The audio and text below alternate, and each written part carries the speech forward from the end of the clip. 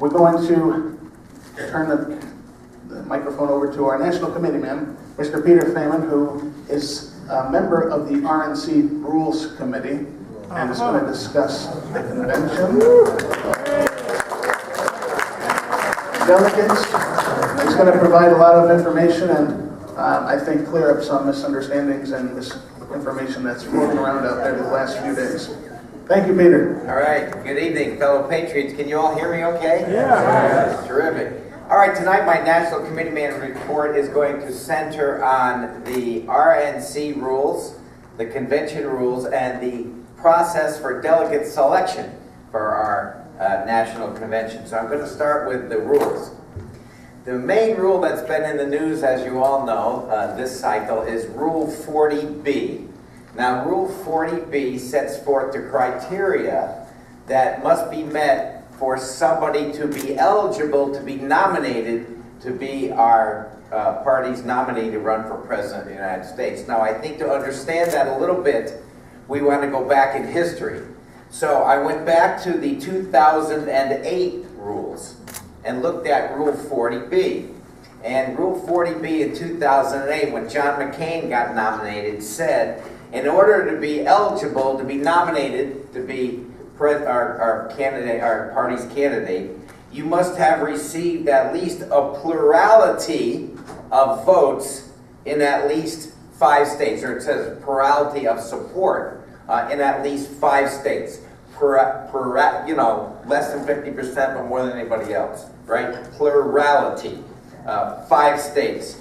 Then we got to 2012, and at that convention, as some of you may know, the Romney Convention Rules Committee changed Rule 40B and upped the ante and made it such that you could not get nominated to be our party's nominee unless you had won a majority of 8 states. So they made it a lot harder. Now, why did they do that in 2012? Because the Romney people wanted to silence the Ron Paul people. And they didn't want Ron Paul to even get nominated at the convention. He was otherwise eligible to be nominated, and they didn't want that to happen, so they changed the rule the week before the convention, and people went crazy. I was on that rules committee before I got thrown off the rules committee by the Romney people, but they didn't take my name down from being on that rules committee, and I literally received thousands of telephone calls and emails because they had all my contact information. And I finally changed my telephone message that said, if you're calling about the rules committee, please understand that I'm not on the rules committee, although I was, but I completely agree that the Romney people were awful. And basically, trying to keep an orderly convention, they changed the rules so drastically, as I told Politico magazine, the Politico reporter, that it was like they were taking a fly off your forehead with an axe, which was ridiculous. It ended up, of course, angering thousands of good, loyal Republicans, and I don't know if that made a difference in the Romney election, but it sure as heck didn't help. Ben Ginsberg was the attorney who orchestrated that from Patton and Boggs in Washington, D.C. They made an error in what they did, and the 1,000 emails I got, I bundled them up in packages of 200 and sent them to Mr. Ginsberg and said, you caused this, you respond. He did not respond to them or me, but I responded to most of them. So now here we are in 2016, and so we have, without a change, we still have Rule 40B that's left over from the Romney folks that says in order to be eligible to be nominated to be our nominee, you must have a majority support in 8 states. I'm not sure any candidate right now has a majority support in 8 states, because if you look around at the caucuses and the primaries that we had, because we had so many candidates, I don't think maybe 1 or 2 candidates, maybe Cruz and Trump, each got a couple of states that they had the majority support in, but nobody is going to meet that threshold. So what does that mean? That means Rule 40B is going to have to be changed at the convention. Now that opens up a lot of mischief Now, I was previously quoted as saying I thought it was a plurality of eight states, and if it was a plurality, I would have said, and I would vote and say, hey, you made that change in 2012, live with it. Here we are. We have the 2016 cycle. Let's go. And so, but since the majority is not going to work, we're going to have to change. So, now that brings up the discussion of who's on the Convention Rules Committee. Because what a lot of people don't realize is that I sit on the RNC Standing Committee on Rules, which is only made up of RNC members. That is a different rules committee from the Convention Rules Committee. So even though I'm on the RNC Rules Committee, it doesn't mean I'm automatically going to be on the Convention Rules Committee. The Convention Rules Committee is constituted this way. Each of the states' delegates elect who they want to be their representative on the Convention Rules Committee. One man, one woman from each state and territory. So that means there's 112 members of the Convention Rules Committee, and each state picks them. So in Florida, once all of our delegates are selected, I am going to run and try to be elected from our delegation of 99 people to be a member of the Convention Rules Committee. But we don't know how that's going to work out because all of the delegates are different people. 18 of them will have been appointed by Blaze, and the others are selected in the method that I'm going to describe in a minute. So that's kind of what's happening. Now, we have our spring meeting for the RNC next week, as many of you know, in Hollywood, Florida. And a lot of you have asked me, hey, is there a Rules Committee meeting when we're going? Yes, there is. And it's going to be next Thursday, a week from Thursday afternoon, from 2 to 5. However, we had a conference call last Friday with the chairman of the Rules Committee, the general counsel to the RNC, and in light of the fact that the RNC has been accused of trying to manufacture a nomination result that's not in keeping with how people have voted, and they're going to change the rules to mess up Trump or whoever, we made a conscious decision in our conference call that we're not going to discuss any convention rules next Thursday. Why? Number one, anything we say or do has no legal effect on what the Convention Rules Committee is going to do. We can't write or change the convention rules as the Republican National Committee, Rules Committee, different organization, because the Convention Rules Committee may be made up of some RNC members if you're a delegate, but it's also could be people who are not members of the RNC because they're selected by each state's delegation to be there. Does that make sense? So, therefore, only the Convention Rules Committee can make changes, and since we're being accused of trying to manipulate the outcome, we're not even going there as the RNC. We're not going there next Thursday. So if you come down, maybe I'm wrong, maybe somebody will bring up Rule 40B or any other rule that will affect the convention, but when we had our conference call on Friday, we said it's just not worth it because it'll only end up being a public relations disaster for the Republican National Committee. Because there's a lot of entities and, quote, establishment Republicans and Republican organizations out there. The Republican National Committee is one group of, I guess, establishment Republicans if you think people like me are part of the Republican establishment.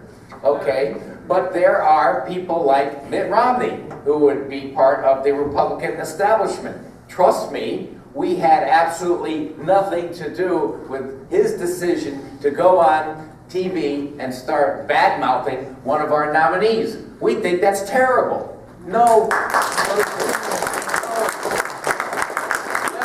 Republican should ever go on TV and badmouth and give the Democrats talking points if that person eventually becomes our nominee.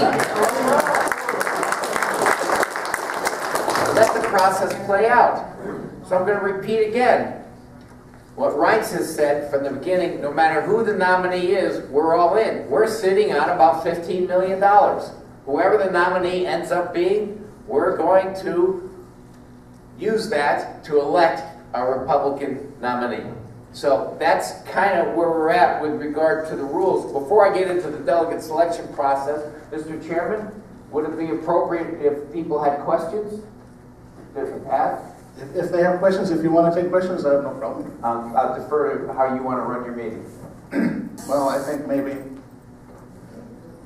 continue with your presentation and then Okay. take questions at the end. Okay, very good, thank you. All right, so now, delegate selection. Now, this has been a really hot topic for me in the last week because after our delegate selection process that we went through for about 7 hours last Saturday, some of you in this room were there. We picked delegates and alternate delegates for congressional districts 20, 21, and 22. And when we did that, there was some misinformation that was put out on Facebook and put out on the internet that said that we were stealing Trump delegates in place of, and putting Cruz delegates in there. As Marion indicated, we don't have delegates that are assigned to a candidate. We have delegates that must pledge to obey our rules and how they're going to vote when they get to the convention. And our state of Florida says that whoever won by a plurality or otherwise Florida's primary, then every delegate must vote for that winner on the first ballot, the second ballot, and the third ballot. And that's the rule. And if they try to do anything else, the Republican National Committee rule says your vote will be counted as a Trump vote anyway, because that's the rule of your state party, and you must follow your state party. So, to start the interview process, and those of you that were in our interview process will know that every delegate candidate was asked, do you pledge to vote 3 times for Donald Trump if you're selected to be a delegate or as an alternate are called to be a voting delegate? And every candidate said, yes, I am.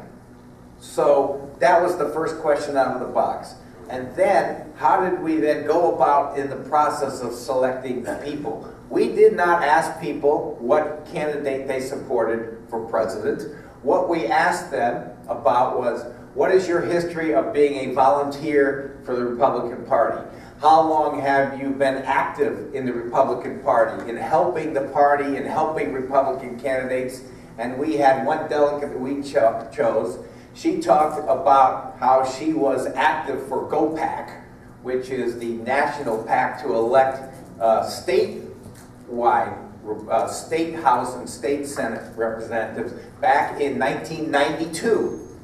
That was pretty good, and that was pretty impressive. So our criteria was not whether you supported one candidate or another, but what is your history in supporting the party? Because in the end, we're here as your leaders to build the party, because candidates will come and go, but what must survive and thrive is a vibrant Republican Party. And if you award delegate spots to people who support one candidate or another, that in the long run is not going to build your party. We want to reward your hard work. We want to reward your volunteerism. And that was the criteria that we used to pick delegates. Now, in 2008, I was involved in that process. We did not pick delegates based on the fact that they worked their tail off for John McCain. In 2012, we did not pick delegates because they worked their tail off for Mitt Romney. We used the same criteria then that we do now, which is, what is your history of working for Republican Party candidates from the local level, whether it be Wellington, Lake Worth, Lake Clark Shores, Royal Palm Beach, all the way to House candidates, Senate candidates, and the like. So we tried to pick delegates who had demonstrated a history of hard work and volunteerism because, as I said before, candidates will come and go, but we must continue to build the party to survive candidates or not. And that was now. What happened when there were some disgruntled people that did not get picked as delegates? They put, and no one in this room, they put on the internet a video that said that because some of our delegates that we picked, or alternates, supported Ted Cruz, that we were somehow stealing delegates from Donald Trump. And I come back to this. Every delegate from Florida is going to vote for Donald Trump 3 times. I don't care who you supported. In fact, that's the best deal. Florida's the best deal Donald Trump has over any other state in the United States, because no other state binds their winner take all, for 3 ballots. And so Donald Trump looks at Florida as getting benefited by the Florida rules in Florida more than any other state in the country. Now, you might ask, well, how did our delegates come to be bound by 3 times when most states say once or twice? Ha! Well, be careful what you ask for, because some years ago, again, when Mitt Romney was running, they wanted to, and they figured that Romney was going to be the winner of the Florida campaign, and it was going to be a contested convention. They wanted to lock in those delegates for as long as possible. Well, they succeeded, and now they've locked in Trump for as long as possible. Guess what? That's what we made. Now, it doesn't matter who I support. It doesn't matter who any of you support. As was said earlier, we're going to vote for Trump 3 times, and if you're a delegate, it should go to a 4th ballot. I think delegates ought to have the opportunity to use their common sense, use their experience, look around, get a chance to talk to the hundreds of people that will be there, and then vote their conscience on the 4th ballot as what they think is going to be in the best interest of the Republican Party and in the best interest of this country as to who should and can beat the Democrats in 2016 in November. And by the way, I'm not convinced it's going to be Hillary Clinton either. There's a good chance that she could be indicted. I think that Obama is ready to march out Joe Biden and say, here's your guy. And there you go. I think no matter who we nominate in July, no matter who we nominate, that person is going to be able to beat the Democrat in November. I really believe we have never had a weaker Democrat Party. And look what's been going on. I'm sorry I'm taking up too much time maybe, but I want to be respectful. Look at what's happening in the Democrat Party that the liberal media, of course, doesn't talk about. They have 500 superdelegates, and they make our rules look streamlined, because now here's Bernie, who's won 7 of the last primaries and caucuses, and Hillary still's picked up more delegates than he has. And the sheep in the Democrat Party don't say a word. Okay, don't tell me the Democrat Party is the party of the people. The Democrat Party is the party of the elites when it comes to their nominating process. We're the party of the people. We're the ones that want to respect because there's been such a strong narrative out there, and quite frankly by Mr. Trump, who continues to repeat that the RNC is going to steal, is in the process of stealing it, that gets picked up. And so when we elect a delegate that supported Cruz, the first thing they say is you're stealing a delegate from Trump. And that's because in other states, they do elect delegates that are assigned to a particular candidate, but those are proportional states. So for example, you might have a state where Trump got 38% of the vote.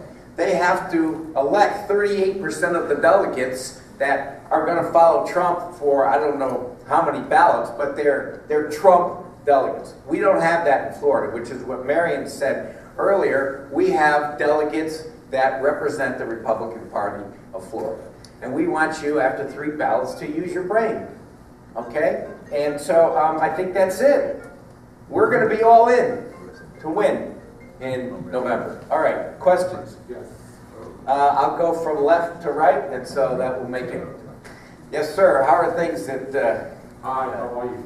in Kings Point? Things are going very well. All right. Anyways, I just wanted to say I support Donald Trump 100%. However, if Mr. Cruz comes in, I will support him anything but a Democrat. So my question is, at 3:15 today, I heard on Fox News that they brought down and I'm not sure if I'm right, this is what I heard. I heard that the number of delegates needed to win is only going to be 1,100 from 1237. Yeah, I know what happened there. I know exactly what happened. Thank you for asking that question. I got a call from a reporter on that today. Randy Evans, who is one of our Rules Committee people, he's from Georgia, said that if a candidate comes in with 1,100, that person's probably going to get the nomination. What he meant to say was that there's enough unbound delegates that come to the convention on the first ballot that somebody with 1,100 votes could probably make a good argument that, you know, you're unbound, I'm that close, you ought to come vote for me and therefore win on the first ballot. And in fact, that's exactly what happened in 1976. When Gerald Ford did not have enough committed delegates to win on the first ballot. By the time the first ballot took place, there were enough unbound delegates that had decided to go for Ford that they nominated the wrong person in 1976 and they nominated Gerald Ford. But nonetheless, that's the same thing that happened then that could happen now, and I think that's what he meant. But it has been for 150 years that we nominate our nominee based on majority vote. And if you don't get a majority vote, you don't get the nomination. Our RNC is run by Robert's Rules of Order. Whether the convention is run by Robert's Rules of Order, the Convention Rules Committee is going to have to decide that, but the RNC rules specifically say we run our meetings in accordance with Robert's Rules of Order. And a majority of the delegates, and I don't think there could ever be a vote to change that. Because in the end, I think we have to be a party that subscribes to the Constitution, that believes in the rule of law, not the rule of man, and we stay with the rule of law because leaders will come and go, but the Constitution, the rule of law, must remain constant. Therefore, it will be majority. Yes, sir. Why isn't the RNC taking advantage of what's going on in the Democratic Party by publicizing how there's a coronation going on and the people have no say with all the super delegates? This is a perfect opportunity to steal Democrats over to the Republican side, besides the 30% that we know already are not going to vote Democrat, to drag more over by letting them know they have no say in their vote. Correct. Hillary Clinton is going to be the nominee. Even if she's in jail, she's going to run the country from jail. Correct. It's outrageous. And you're absolutely correct. It's a perfect opportunity for the RNC to take advantage. And Reince Priebus, when he does his rounds, he should always throw in, well, you know, enough about talking about our party, you ought to see what the other party's doing. You ought to talk about that, okay? And blah, blah, blah. So you're absolutely correct. And when I see Reince next week, I'll tell him. Controlling the whole point to their side. Correct. It said, all right, I'm going to move around. Yes, sir. Then I'll start moving over it. Joe, I'll get you next. Hang on. Mr. Feaman, thank you for a knowledgeable explanation. My concern is more local to the three, I believe, delegates that we elect. And my understanding is that they're bound for 3 votes. Correct. After that, they're free. Correct. In the state of Florida, we could probably split it, you know, a third Trump, a third Cruz, a third the rest. Right. But after 3 votes, they can vote any way they want. Correct. Therefore, if we're not asking those delegates their underlying gut feeling of who they're voting for, you could indirectly stack it for Trump, stack it for Cruz, or stack it for Rubio. So my concern is that I think we should ask what their underlying gut feeling is, so that maybe there's one Trump, one Cruz, one undecided in this particular election alone. So I'm concerned that if we don't know what their underlying feelings are, that we really don't know how they would vote the 4th time, if it ever makes it to the 4th. Right, right. And a valid point, okay? The rejoinder to that would say, I still would not want to abandon our fundamental criteria for picking delegates, which is to reward party hard work and nobody wants to loyalty. throw that out. It's just a more thorough investigation of in this critical time period. Okay. And it would do away with the thought that it was stacked this way or stacked that way. Okay. All right, we'll come to you and then Joe, because he's a little bit next. Then we'll come down here. But you'll get a chance. Yes, sir. With respect, Donald Trump opened up this can of worms, which I feel is beneficial to the party as a whole. Because it causes that you would not be standing here giving this presentation this evening if it weren't for the controversy that's been generated. Do you feel, being a member of the Rules Committee, that this is beneficial to the party overall? Yes and no.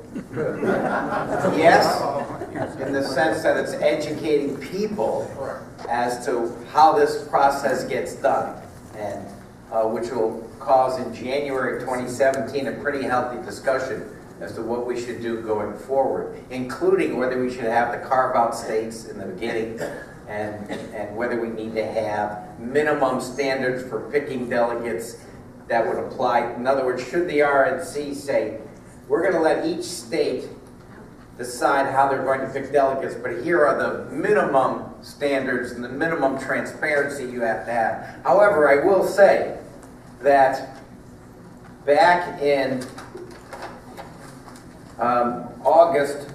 back in November, the RNC sent to every presidential campaign a handbook called 2016 Presidential Nominating Process. And the handbook, which I have here, went through every state and territory in the country and described how delegates were picked, how many they have, and tried to set forth in summary fashion a roadmap that every campaign could follow so that they could understand how each state picks their delegates. So this information was disseminated by the RNC, including the state of Colorado, which was said this is how Colorado selects their delegates, et cetera, et cetera. So the RNC hasn't been completely hands-off in this process. We've tried to give everybody information. Now, does that mean that the RNC shouldn't be involved when the state's rules are so arcane or difficult that we should just let it go? I don't know. I've been at the RNC now for 4 years, and there are real strong feelings from the people from Maine and Iowa and the smaller states that Washington, including the RNC, is not going to dictate to them how they're going to run their Republican Party. I mean, there's a real states' rights fervor that when you get the folks from the smaller states, say, the RNC is not going to tell us what to do. So for example, we have this argument about open and closed primaries. I deeply resent that some states have open primaries. How dare we let Democrats go to the voting booth and decide who our leader's going to be, okay? But when we float that idea in the Rules Committee that we should somehow punish states that have open primaries by reducing their delegates or something like that, we get pushback from those states for a lot of different reasons. However, it's a work in progress and the discussion's going on. One second. Which is why it's good for the party. It's bad for the party because there's still candidates out there that are bad-mouthing the Republican National Committee, and I personally think that's wrong. I do, because I'm in the process. Quickly, hang on a second. We're not going to have conversations out of turn. We have a lot of questions. How many people want to ask questions? It's like 10. Can we keep it to 10 more questions if we can go through them quickly? We got to hear from Joe for sure, because I've got my flak jacket on, Joe, so go ahead. I was there Saturday, Peter, as you know. Yes. I was one of the persons Correct. who was interviewed to be a delegate. Correct. I submitted my name to Joe Gruters, chairman of the Trump campaign in the state of Florida. Your Rule 10C here says that the campaigns were supposed to select delegates, send them to the chairman of the party, and that was delegated down to your district vote that occurred this past Saturday. What I find, as you know, and you're as my witness, Mike Barnett's as my witness, you were in that room. I spent the first 30 seconds of my 2 minutes asking you why I should be a delegate, telling you a little bit about myself, in the next 1 minute and 30 seconds telling you why you should choose Sue Snowden as a delegate in Correct. Palm Beach County District 22. Correct. You know that's the truth. I said eliminate me. You can consider me for an alternate, but nobody works harder than Sue Snowden. You've not said Correct. once, but you've said twice that those delegates were chosen based upon their volunteerism over a long period of time. Correct. Sue Snowden was a volunteer while you and I were knee-high to a grasshopper for many years. Maybe you. You say the local politics is different than the national politics, but the district delegates chosen in District 22 were chosen no different than what a national elitist politics would have been done. It went to financial people and people that sit at that diet. Okay. Thank you. We have this problem in District 22 every cycle because District 22 is the district that's east Palm Beach County, east Broward County, and it's just loaded with deserving Republicans. And the choices that we made for District 22 were probably the hardest decisions that I ever had to make in my career. One of the people we chose was Gay Gaines. Gay Gaines has volunteered her time. She's run for office. She's gone door to door. She's been involved in electing Republicans all over the country since the 1980s. In addition, she raises hundreds of thousands of dollars for the Palm Beach County Party through her in Lincoln Day. She had never been a delegate before. She applied for the first time, and I, in good conscience, could not say no to somebody like Gay Gaines, who does so much for the party here locally and nationally. And I'll tell you this, Mike Barnett made a sacrifice, and I want to publicly commend him, your chairman. Mike Barnett stepped down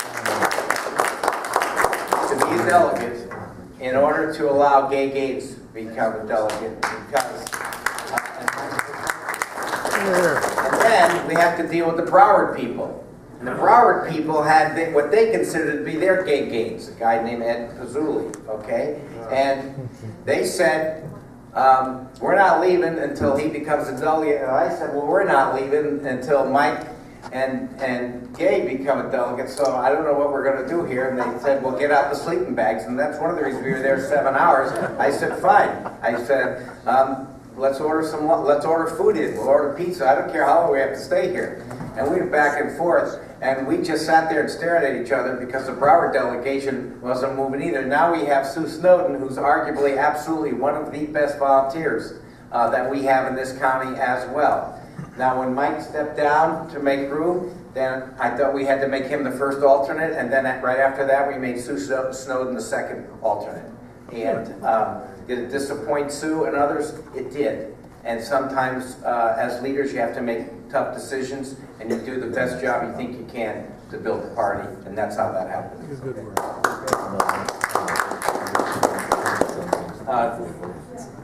Gail. It may be a little bit off the subject, but I was watching Fox News, and there was someone in another state who got voted in as got picked as a delegate, a Republican delegate. And he very proudly said that if Donald Trump ends up being our nominee, she's going to vote for a Democrat. Now, this outrages me because her constituents voted Republican. And she's a delegate? And she's a delegate. Now, this is That's disgraceful. Her Her credentials should be revoked. This is outrageous. It is outrageous. Why would we not get people to go to vote? We have the lowest. What state is that? Was I that? have no idea. You can check it out with Fox News. I was seeing red. I was like a bull that you just put the red thing in front of. I was screaming. What do you mean? Then you wonder why people won't go out and vote, why they don't want to register, etc. You're disenfranchising everybody because they feel that their votes don't Right. count. But you know, out of 2,500 delegates, you're going to get some oddballs. We're going to continue and take some more questions. A few more questions. Mike, you decide to pick who to pick. Charlotte's been waiting. All right. Regarding Marion being the delegate, Marion, I know, is a very hard worker for the party, but isn't it a conflict of interest to have Ted Cruz's campaign manager voting 3 times for Donald Trump? Is it a conflict of interest? She has to follow the rules. She has to follow the rules of the state party. And the state party says you must vote for Donald Trump 3 times. Doesn't have to vote anyway. She doesn't vote anyway. I don't see it as a conflict, I see it as, Marion's an alternate, she's not a delegate, she won't be voting. she's also, yeah, she's in District 21, and she's an alternate. But an alternate is also, we think, very important spot, because they need to go to the convention, they get special seating right next to the floor, in case somebody has a medical issue or something, that alternate can be brought right down onto the floor in a quick fashion, so there's no gap. And so alternates play a vital role in the delegate process. Plus, a lot of times there's no ID, you get credentials and it says delegate or alternate delegate. And in order to have everybody enjoy the experience, we who have been delegates before will take off our delegate pass and give it to the alternate and say, you know, have a good day. Have a good day. Now, Jay disagrees with me because he said I got 5 minutes to list. he got 5 minutes last time when he was an alternate. But anyway, that's what we try to do so that everybody has an opportunity to come away from the experience in a positive fashion. Peter, we have another presentation of the young lady in the back with a little girl. Looks like it's past her bedtime, so I think we'll take one more question, and then you'll have to answer other questions after the meeting. The Palm Beach Post is here, so let's make sure we keep it clean. Keep it clean. How about Dick Farrell? Dick Farrell. Dick, did you enjoy your trip, Dick? I saw your pictures posted on Facebook. Dealey Plaza. Anyway. Yes, I've been there. It's amazing. The woman's name is Rita Bahara. She is from the DC delegation, and she told Fox The District News of Columbia? she's not going to. Well, that should answer every question we have. But here's the question I have for you. Mr. Rinsabus said something or other about how we're going to accept the decision of the people who voted, and yet I have heard RNC members, people you even know, say people don't elect the delegate. They don't elect the nominee. We do. Well, what the heck is that? This is the elite Republican Party versus the rank and file Republican Party? Yeah, that's Curly Hoagland. I know Curly Hoagland. He's the national committee man from either South Dakota or North Dakota. And by the way, he didn't get reelected, so this will be his convention. But he's the one that said that the primaries do not bind anybody, and everybody shows up to the convention should be able to vote for anybody they want. That's how conventions work. And Curly and I've talked about this. I said, Curly, that was true in 1860. It was true in 1890. It might have been true in 1910 when they didn't have statewide primaries. But practically speaking and legally speaking, we just don't conduct ourselves. The RNC General Counsel wrote a letter to her, Curly, and said, your interpretation of the rules is incorrect, please stop.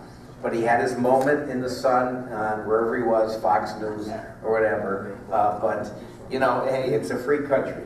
What can I tell you? All right, thank you so much, Peter. Good job, Peter.